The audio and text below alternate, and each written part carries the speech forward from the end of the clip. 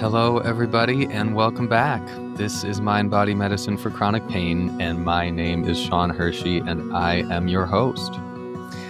Okay, it's getting a little warm, so I have the air conditioner is like going off and on in the background. I pray that that noise isn't like obnoxious as I'm recording the podcast. I was like, oh, maybe I just turn the air conditioner off, but then I was like, no, I'm not here to like sweat through recording this whole episode. Like we just got, if there's some noise in the background, hopefully you can't even hear it. But if it's there, you know what it is. That is keeping me comfortable. But okay, before we start, let me say that if you are interested in weekly one-on-one therapy, feel free to contact me for a free consultation to discuss would we be a good fit. You can contact me through my website, which is mindbodymedicineforchronicpain.com or seanhershey.com. They will both take you to the same place. If you're enjoying the podcast, please rate, review. That would be much appreciated. And, on whatever app that you're listening to the podcast through. And if you want to follow me on Instagram, I am at mygaytherapist. So you can join me over there. All right. Today we are talking about graded exposure, moving past triggers with graded exposure.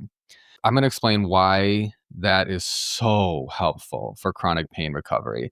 And then we're going to get into two examples from my life to illustrate the idea. And okay, one of them is going to be about sex. So you have some explicit content to look forward to today. And truly, I'm like, oh my God, do I really want to talk about this? But I already decided, yes, I'm going to, because it's important. Like, sex is an important part of life and an important part of how we use our bodies. So we're going to talk about it. And I feel like sex isn't talked about enough in the mind-body chronic pain recovery field, which, like, why not? Like, people who recover are like, now I can lift up my kids, and now I can hike again, and now I can go to work and sit at a desk, which is all awesome. But I mean, what about like now I can fuck and get fucked? You know what I mean?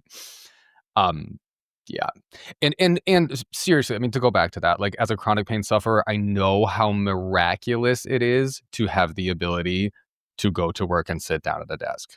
Like, I do not mean to like I'm laughing about that and joking about that because it's like, oh, who wants to do that? But in all seriousness, like, I get that.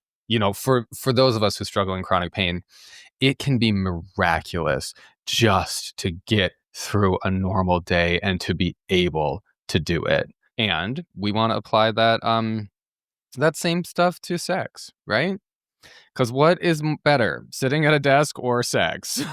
Honestly, most of us want our lives to include both. So let's talk about it. Okay. So we're talking about taking the psychological work into your body. As you remember, the psychological work is one of the three core pillars of healing. The psychological work, 1, the emotional work, 2, and the work of patiently attuning to your true self, 3. So the basic idea of the psychological work is teaching your brain and your nervous system that sensations in your body are not a threat. From there, we're teaching the brain and nervous system that you can relax, you can release, you can let go of the sense of threat, let go of all the tension and fear you have about being in your body, let go of all the tension and fear you have in your body. Whew, wow, you're okay. There's nothing wrong with you. You're okay. So today we're talking about a way to bring that into your body, and we're talking about graded exposure. So we're going to talk about graded motor imagery and graded exposure. I actually didn't even realize that they were two separate things, but while I was planning this podcast and putting out the bullet points that I wanted to hit on, and I was doing a little research, I was like, oh, these are, I guess people think of these as two separate things. So I think of it as all one, but we'll get into both graded motor imagery and graded exposure. So, this will open your life up to new physical possibilities. Graded exposure brings us to a core healing theme that I want to be talking about in this podcast, which is challenge yourself.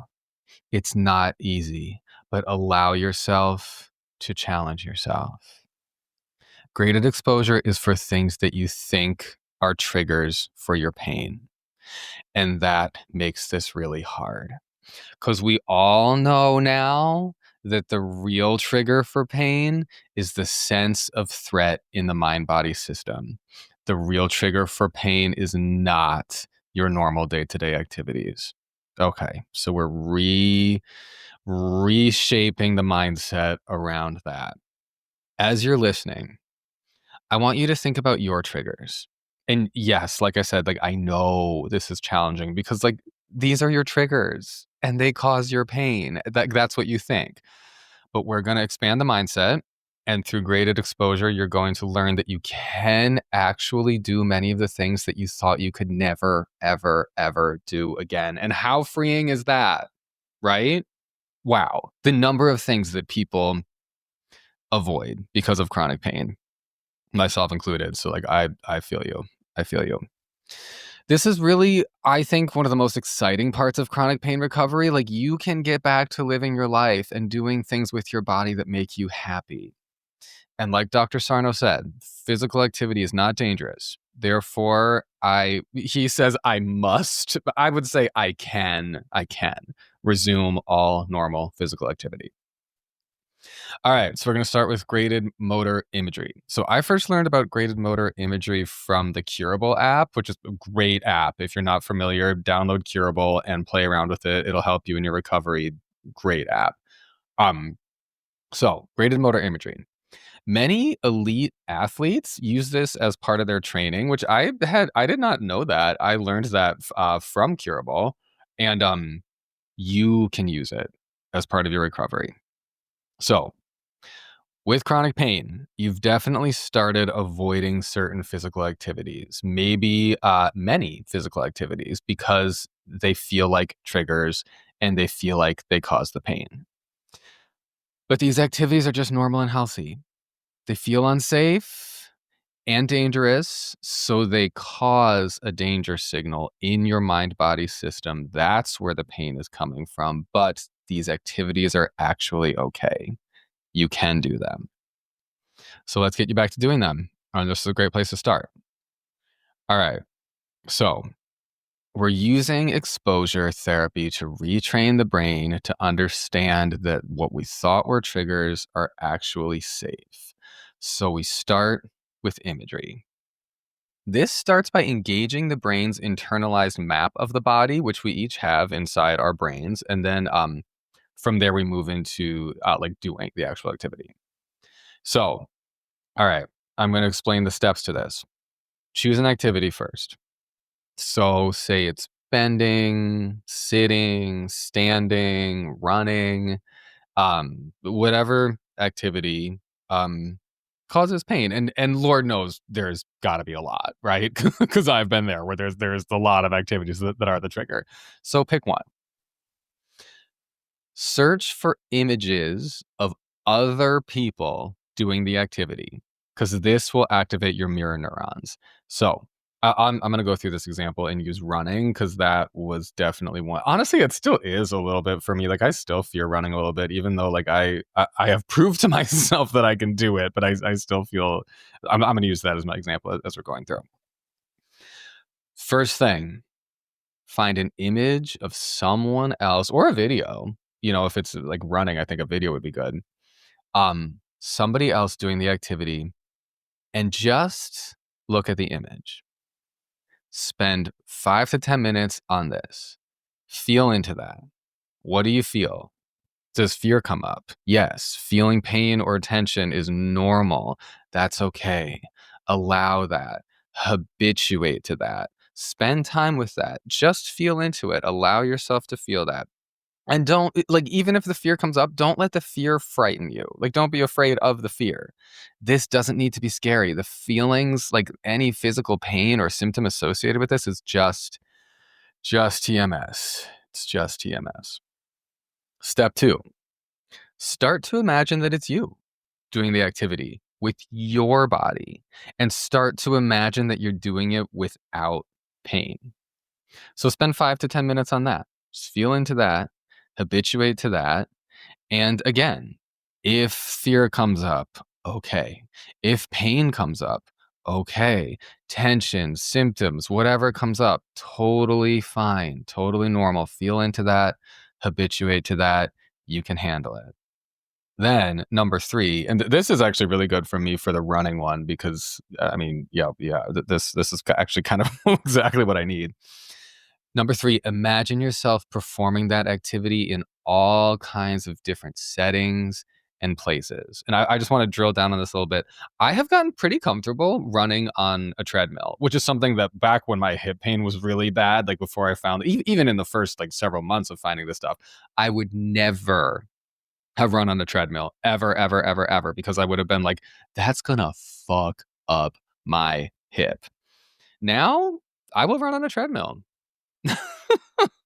I'm like liking that to sitting at a desk and working if you want, but hey, it's big for me. Running on a treadmill is huge.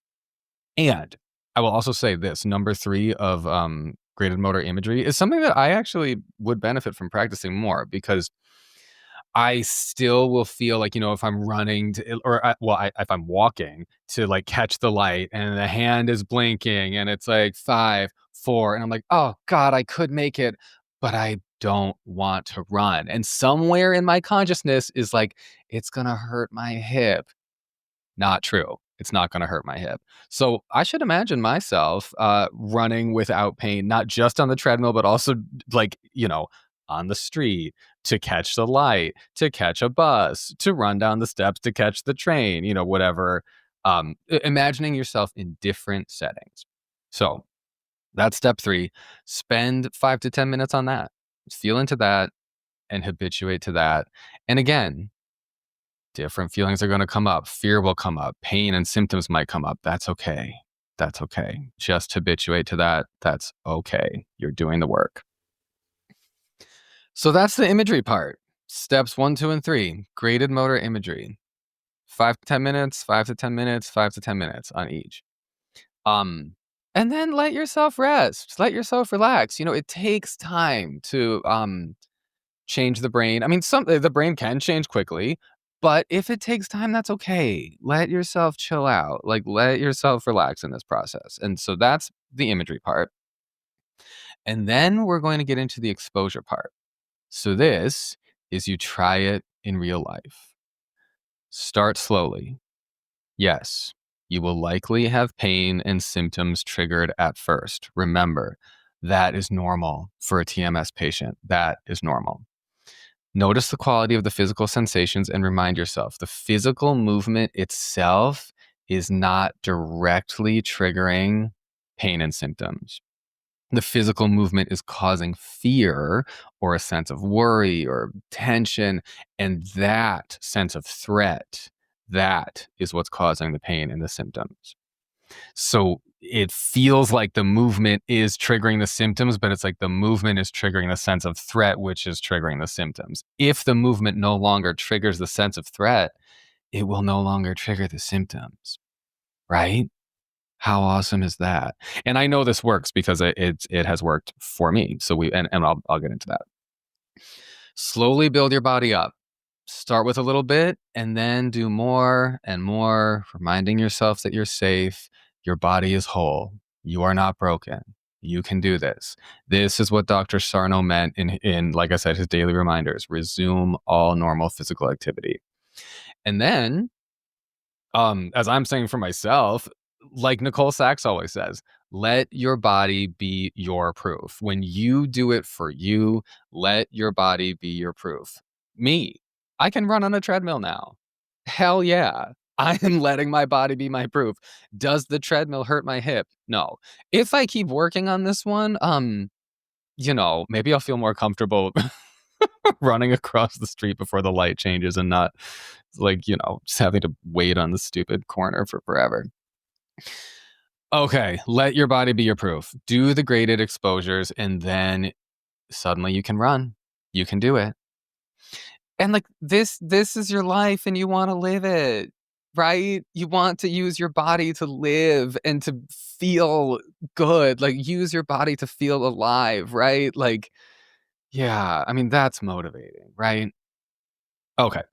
So, like I said, I'm going to give 2 examples of graded exposure from my life to provide you with some information and guidance. So, hopefully, that's helpful. But while you're listening to me and to the 2 examples I'm going to give today, I really want to encourage you, like, think about you. Think about your story. Think about your body. Think about your desires. What do you want to do with your body? Because that's going to be different for me and for you. What do you want to do with the knowledge that it is safe to return to physical activity? It is safe to return to physical activity, right? How freeing is that information? Now that you know that, what do you want to do? What do you want to do? Okay, so I love to stretch. Like I love yoga, like all that is totally for me. And like, tuning into like my true self, like stretching my body is something that like I just naturally gravitate towards and I always have. Um so when I was younger, like late teenager, there was a point where I could do the splits, which in yoga is called Hanumanasana. And when I was 19. That's when my hip pain first started. And stretching my splits was basically the first thing to go. I was sure.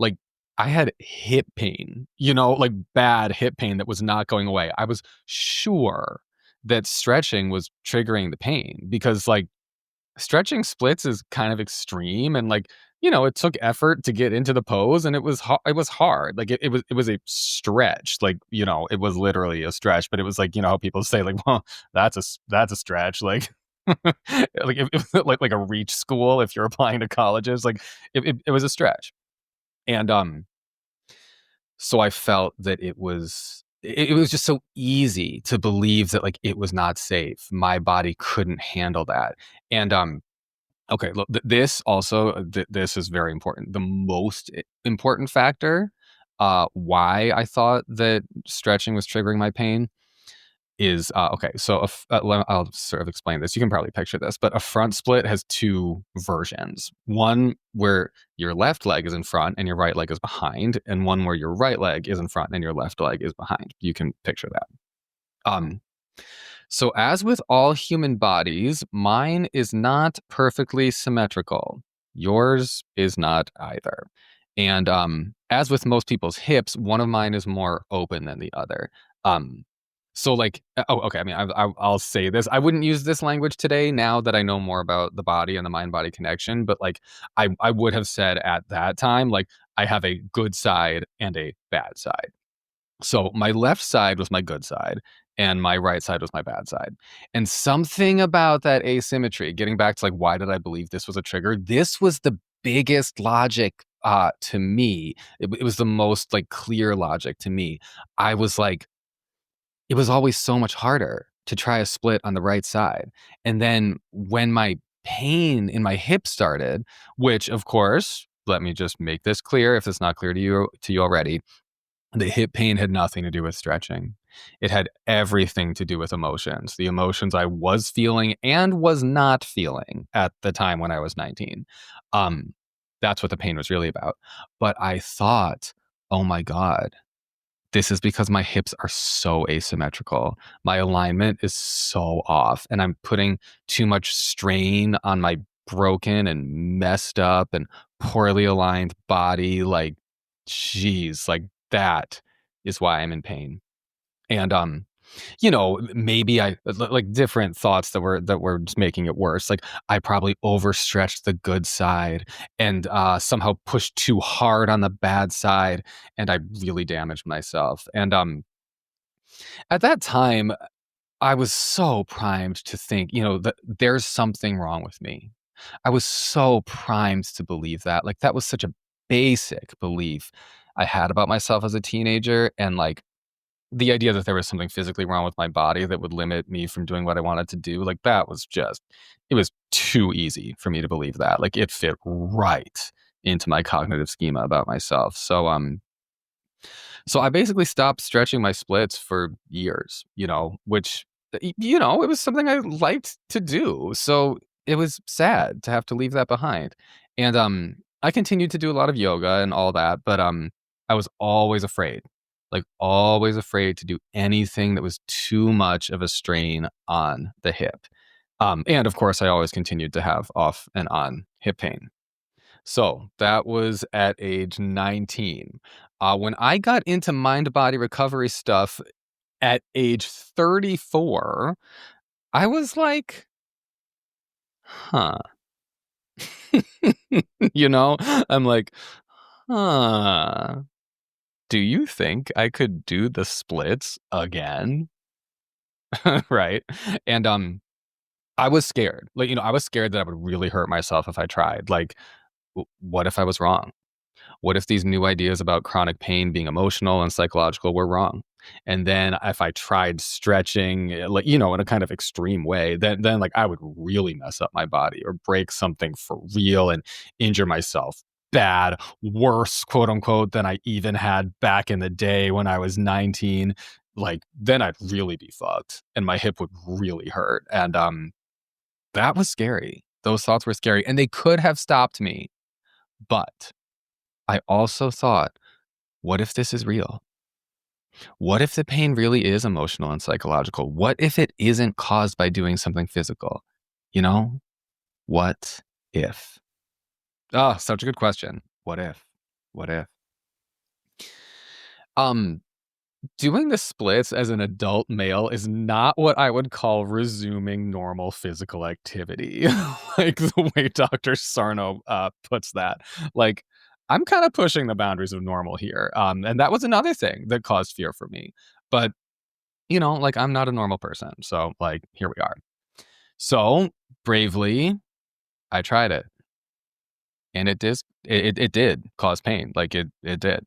But I kept trying. Slowly, gradually, I got little blocks to prop myself up, like, slowly and gradually, and I started with imagery on this one. I started with just imagining myself doing it, that started with the graded motor imagery, and I felt crazy, I'm like, "This is not gonna work, and this is the cause of my pain. How is doing the trigger of my pain going to help me get out of the pain? What?" It felt like nonsense. But again, what if? I had the thought in my head, what if? So I kept at it because, like, how cool would it be to be able to do the splits again? Like how that would just be cool. Again, I'm asking you as you're listening to this, like, what do you want to do with your body? Because it's going to be different than me. But reflect on that. What do you want to do with your body? What would it feel like? It would just be fun, feel good, make you feel happy. What do you want to do with your body?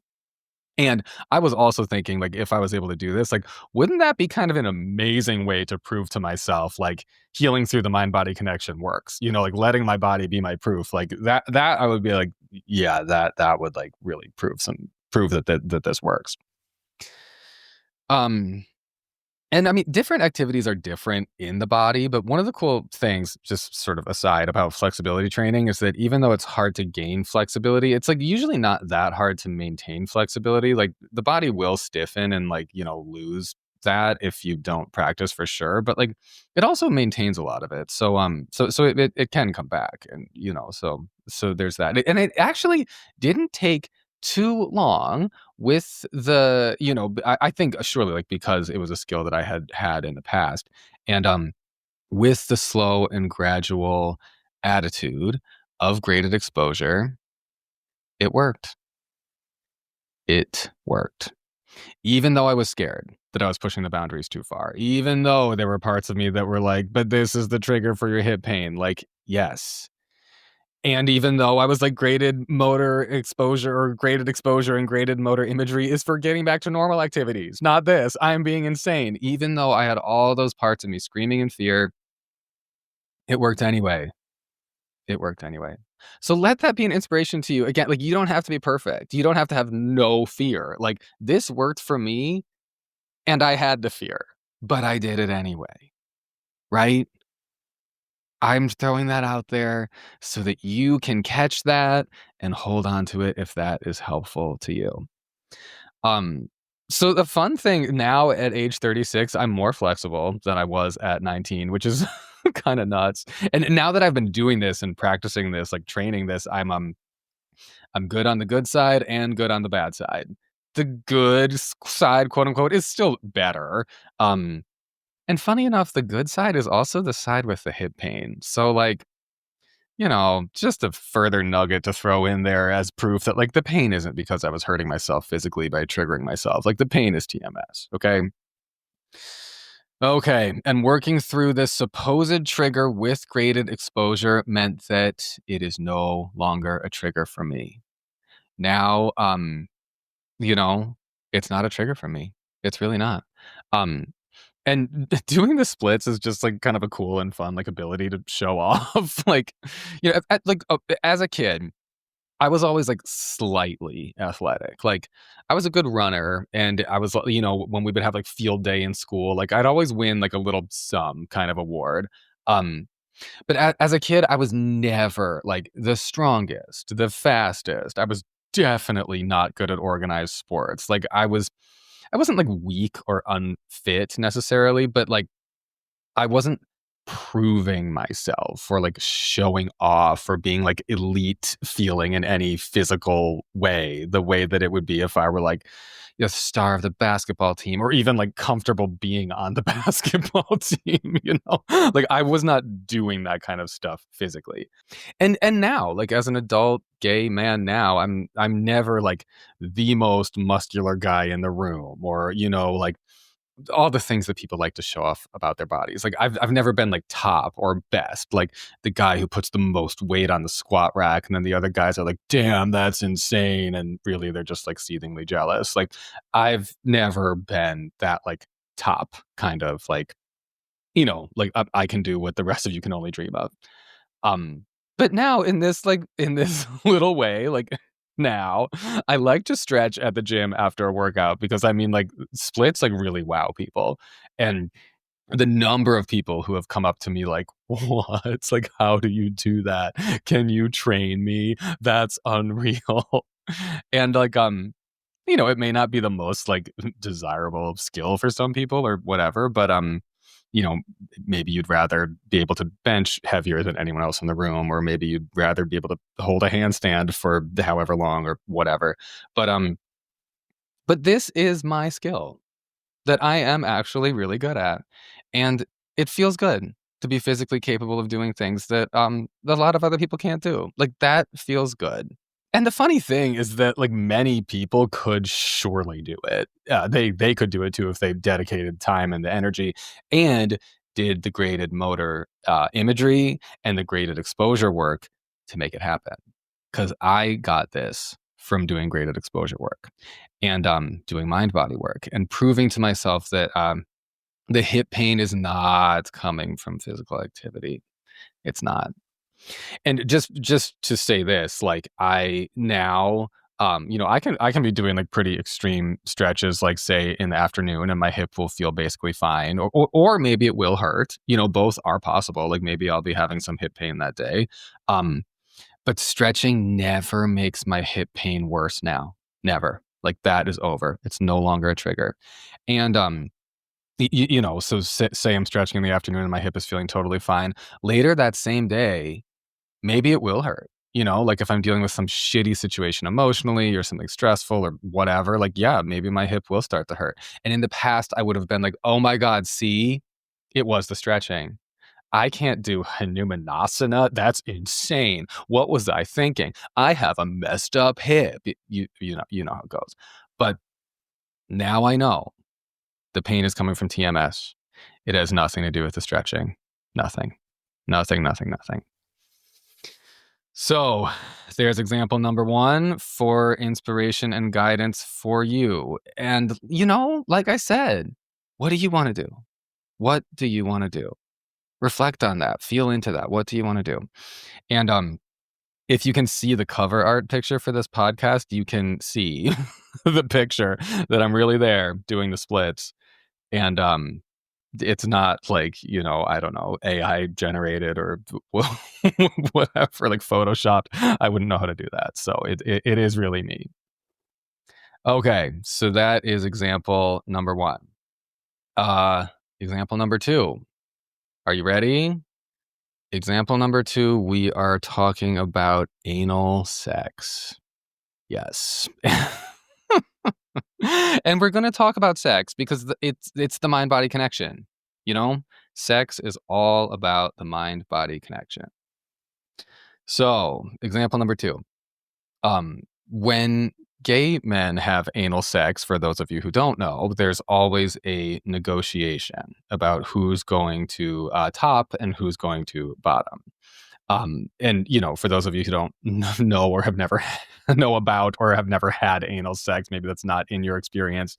Um, Bottoming can be pretty intense. Like honestly, like I will tell you, it's pleasurable for sure, but it can also be painful, especially at first. Especially like the first little bit, like it can be painful to open up, you know?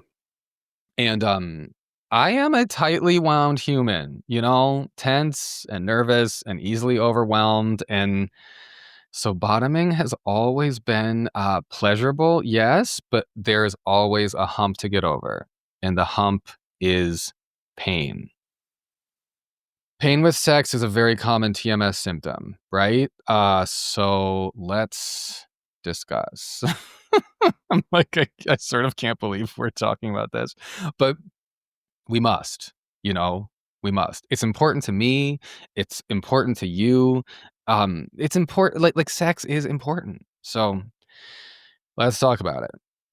So I dated a guy about 2 years ago now who was like, so at one point near the time we had just gotten together, it was new, and he was topping and I was bottoming, and he was like, he was literally like, "Are you purposely tensing up? Like, are you trying to keep me out?" And I was like, "No, oh God!" And in my head, I'm like, "Oh, is it that bad? Like, am I that tense? Like, no." Um, and he, like, as a joke, this I liked this guy. He was, I mean, it didn't work out in the end, but he was always good at keeping things light, and that I really appreciated that about him. And a good sense of humor goes a long way with me. And so he was like, "We need to get you one of those trainer kits." Um, which, like, if you haven't heard of that, it's like smaller and then larger and then even larger dildos, basically to train the anal sphincter to open up.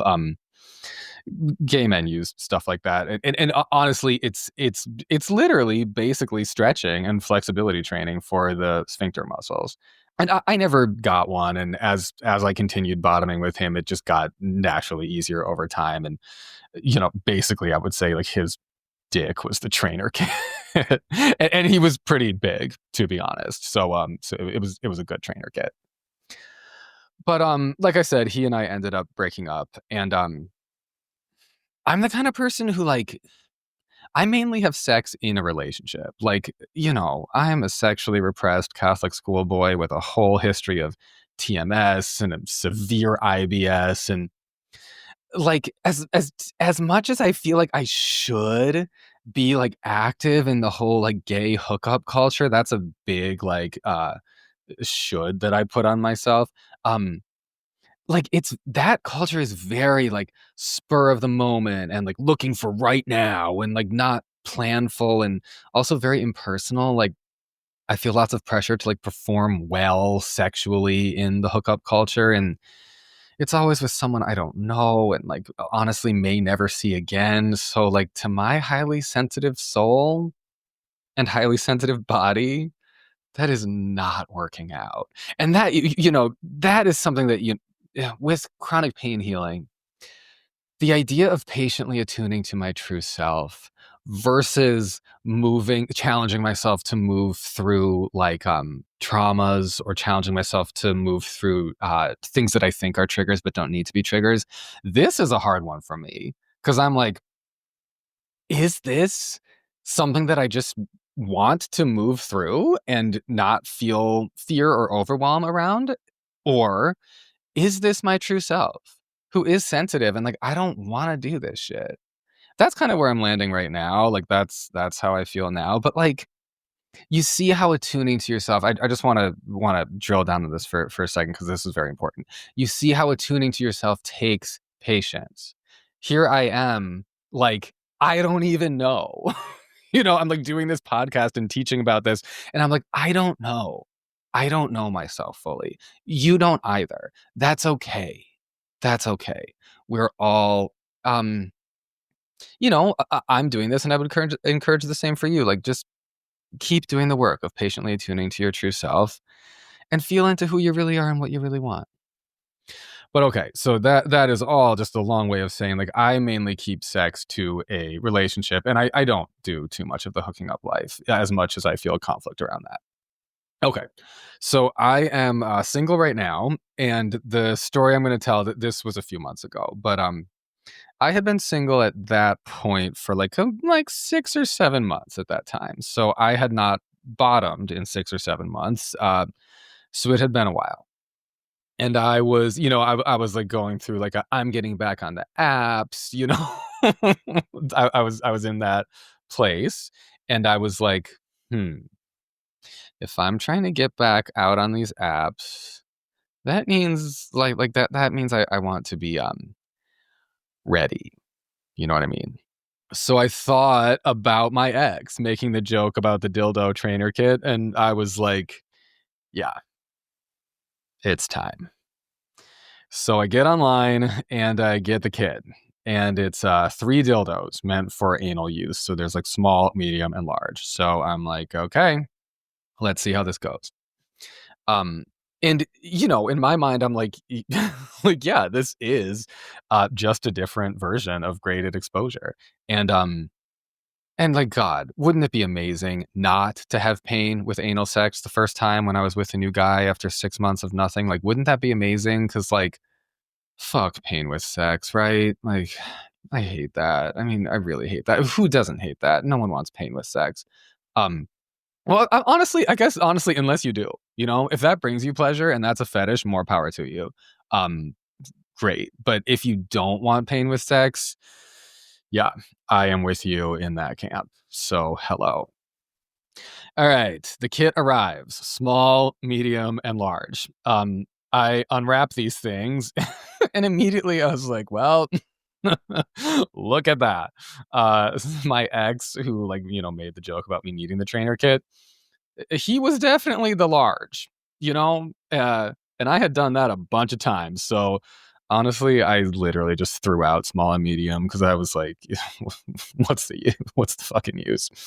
And I just went straight for large. And I practiced with the large dildo, here and there, and got accustomed to it. And enjoyed it. It was good times. And I encourage you to enjoy your sexuality too, with others and on your own. Like, enjoy your body. So then so I'm on these apps chatting with different guys, and so I meet this guy who was honestly very hot. Like, yeah. And we'll say his name was Jonathan. It wasn't, to keep him anonymous. His name was not, but let's just say that it was. So I matched with Jonathan, and we're chatting, and he lived in Brooklyn, far from me, actually, unfortunately. So it did take several trains to get there, but at least we're in the same borough. And we had actually matched on Hinge before, like maybe a few years ago, and it never went anywhere. But we had talked before. And so now we're talking again, and the conversation was heating up quickly, and we were, like, joking around and actually having a good conversation, which is not always the case on these apps. Like, my God. Um, and he he was like, "I've wanted to fuck you for 2 years," that sort of thing. And I was like, "Hell yeah, let's go." It was it was fun. We were having a good time. Um, but I was also feeling a little fear, you know? I was feeling the excitement and feeling some fear because I was like, this isn't a date. This is just a hookup disguised as a date. At the end of the day, this is just a hookup, and I don't like hookups. Will I feel safe and comfortable with him? He's made it very clear that he wants to top, and I'm like, I'm cool with that as long as I'm cool with that. Like as long as I feel safe and comfortable and sex with him doesn't trigger pain. But I don't know. Will it? I don't know him. I don't know the vibe. I don't know what he's like. I don't know if I'll feel comfortable. I don't know. I don't know if this will be fun and great or if this will be a pain with sex situation. And my God, do I hate a pain with sex situation. But I thought, it's worth a try. And okay, okay, this part is kind of fun. Again, I can't believe I'm talking about this, but like this is how life is. Like, why don't people talk about sex? Like it's part of life, so why not talk about it?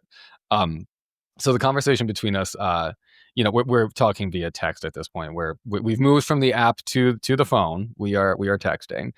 And so the conversation gets like, we get into like, sexually, like, what do you like, blah, blah, blah. And the conversation gets like sort of explicit, but also like information exchange, we're working out the details of the hookup. Cause like I said, as much as it was a date, it was not a date. It was a hookup. So he asked me, what kind of dick do you like? And like anyone who's been around the block a few times, like the gay block, knows that only a guy with a pretty big dick would ask a question like that because he's just waiting for the chance to say, I have a big dick. But honestly, when it comes to anal sex, like I like a medium-sized average dick. Like I want a penis that is an average size. Like, hello, like I'm over here trying to have comfortable, not a non-painful bottoming experience. So I said to him, like, honestly, like mid-sized is best for bottoming because the larger dicks can be overwhelming. And then there's a long pause. And then he's typing. Like I can see the 3 little dots. He's typing. And he responds with the words, so boyfriend dick. And I was like, yeah, like average. Average is good for me. And he was like, so you want boyfriend dick. And then as predicted, he got into the part he was waiting for, where he was like, well, I don't have boyfriend dick. Grinning purple devil with horns emoji. You know the one. And then he says, I have cheated on my boyfriend with this dick. He says, the next text, I have wild night dick. And I knew this was where this conversation was going the moment it got started. So I was just like, well, that'll be great too. Can't fucking wait. So I meet up with Jonathan at a bar that weekend. And I had been thinking about it all day. I had been worrying. Like I was in some fear. Like I was worrying, like, will this hurt? Like, I don't like hookups because you never know what it's gonna be like. Will my dumb little practice with the dumb large dildo make any difference in my ability to open up easily tonight with Jonathan, who I don't know? How big is Wild Night Dick? Like, is it bigger than my ex? Is he delusional? Because that certainly happens about the size of his own penis, or is he for real? And also, again, this is important. Again, thinking of this through a graded exposure, getting back to normal daily activity, us thinking about it through that lens. Again, I was like, is this normal?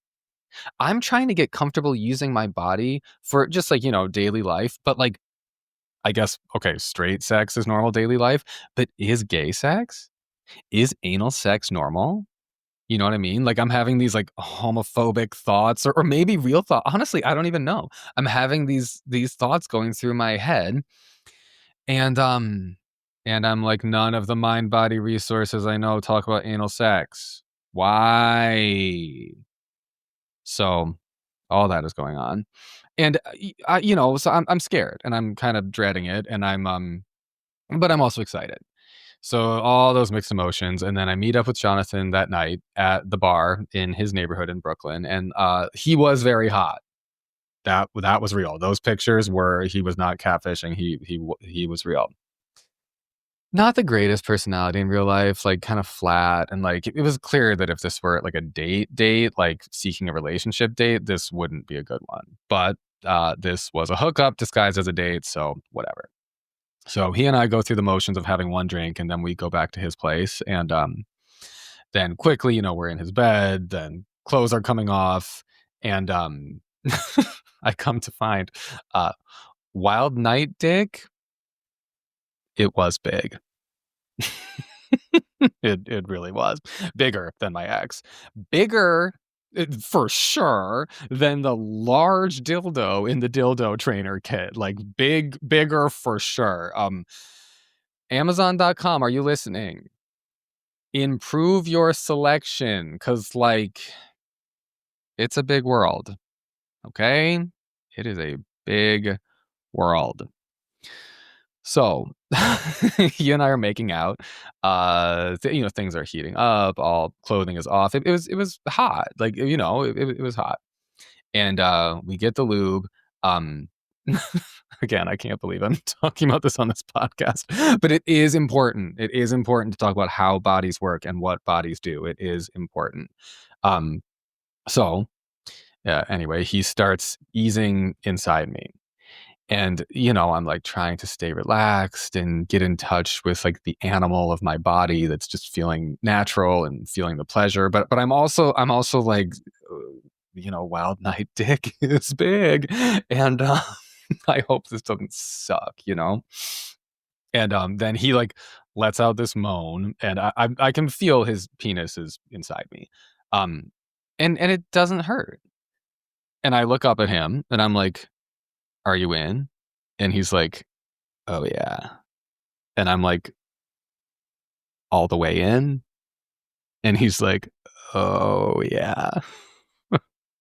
And I was like, wow, sweet, sweet relief. Like he's all the way in and I'm not in pain. What a fucking win. And he looks at me and he's like, "How are you doing?"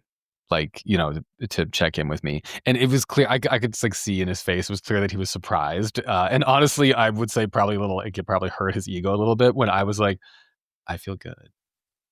Like, I do think he was kind of waiting for me to be like, "Ow, oh, God, give me a minute. Oh, you're so big." you know, because he was like, he was. Um, but honestly, I felt good.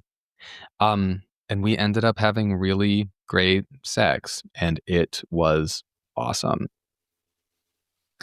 So yeah, another success with graded exposure, right?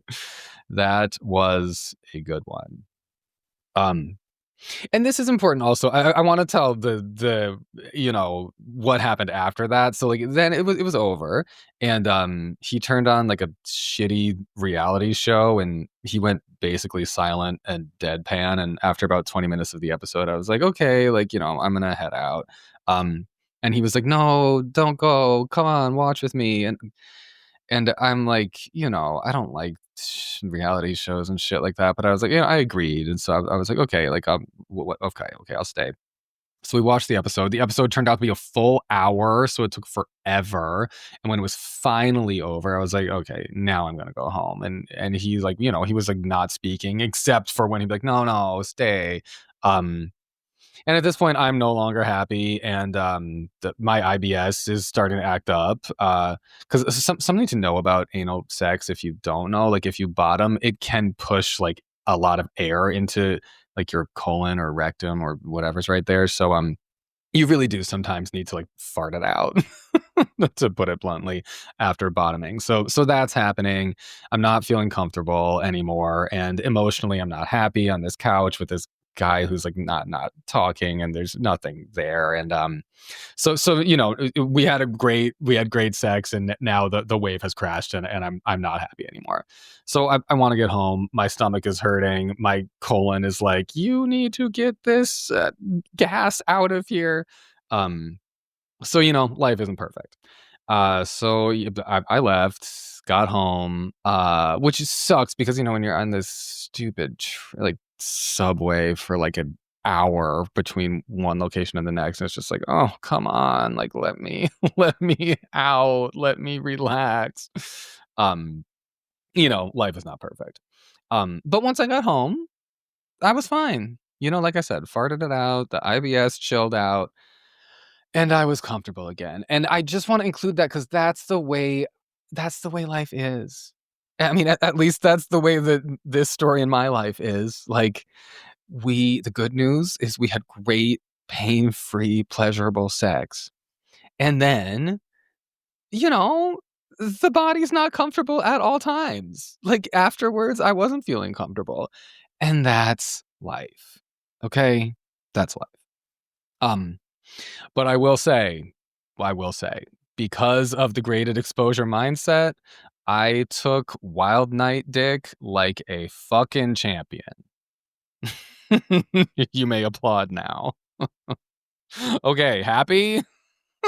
Are you happy to hear about sex through a mind-body lens? Because I feel like it's sharing a lot, but hey, it's important. It's really important. So I'm glad we're having this conversation, and I wonder what it's inspiring in you. Like what thoughts, what I don't know, kind of ideas or what exposures, maybe what you want to try with your body. Like, open all the doors.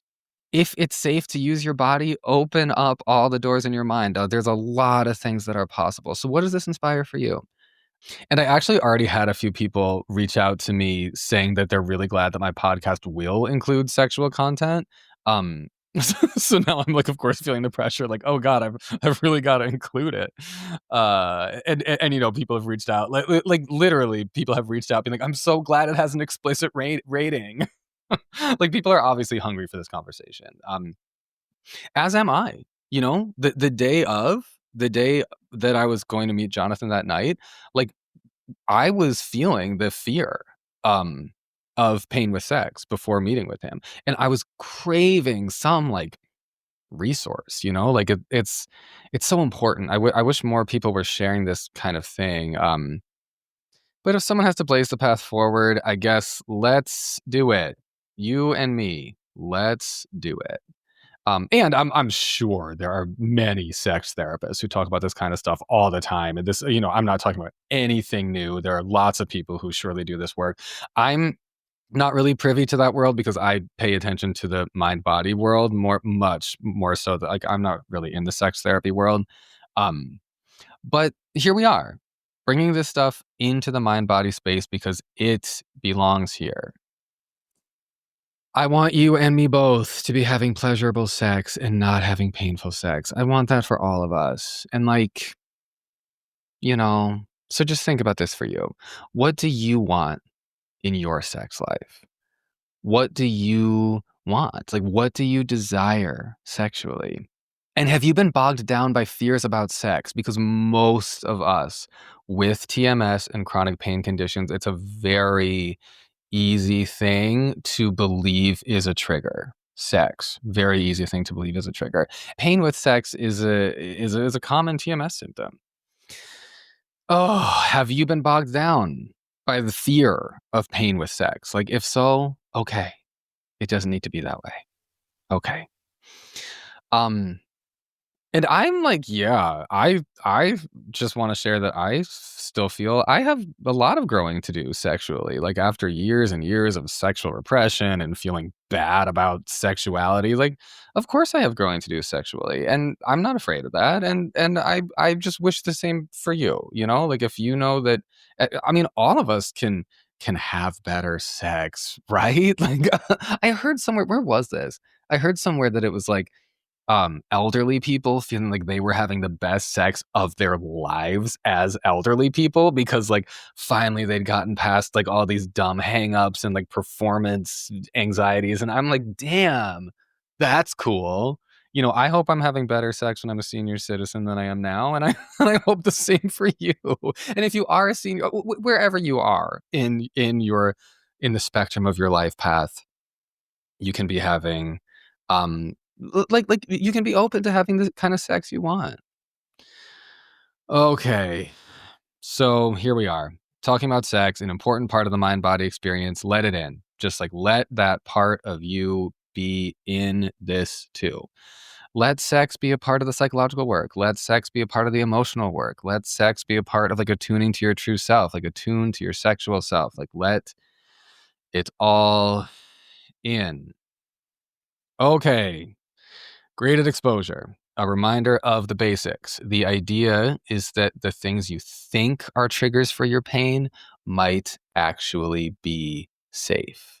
They do not need to cause pain. So you can challenge these triggers with graded exposure. Start with the graded motor imagery if you want, like use your imagination. And like we talked about first, number one, use the mirror neurons to get comfortable seeing others engaging in the quote unquote trigger. Second, imagine yourself engaging in the, again, in quotes, trigger. And third, imagine yourself engaging in the trigger in multiple environments and in all kinds of different ways. And then slowly and surely integrate it into your real life. Expect pain and symptoms. Totally normal. Totally okay. The first few times I stretched my splits again, like, yeah, it definitely caused pain in my hip. Okay. Go on anyway. Because what if? What if? Remind yourself, you're safe. It's normal for a TMS patient. This is all normal. You're okay. You're whole. You're not damaged. You're not broken. You are okay. Okay. Wow. We just had a whole conversation about all that. How is everybody doing? Okay? Good? How am I doing? Good. We're all good. Okay. If you're enjoying the podcast, please rate and review. I would, of course, appreciate that. And it helps other people find the podcast, the more ratings and reviews that are there. So that would be cool to help spread this. If you want to follow me on Instagram, I am at mygaytherapist. And I will be back next week. And we will talk again then. Okay. See you soon.